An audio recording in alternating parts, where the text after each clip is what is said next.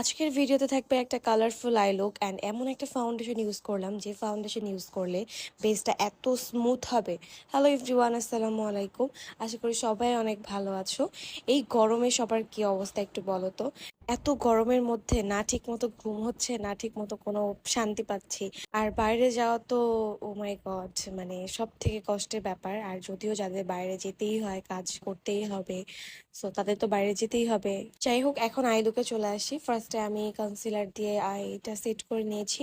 এখন এই শ্যাডোটা হচ্ছে আমি ক্রিজ লাইনে অ্যাপ্লাই করব। পর এটাকে একটা অরেঞ্জিশ কালার দিয়ে ব্লেন্ড করে দিব।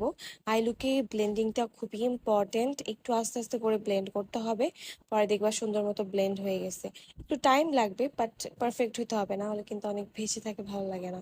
এরপর একটা গ্রিন কালার নিয়ে আউটার কর্নারে ব্লেন্ড করে দিলাম। অফ ক্যামেরায় কাট ক্রিজ করে নিলাম। এরপর হচ্ছে গ্রিন কালারের একটা শ্যাডো দিয়ে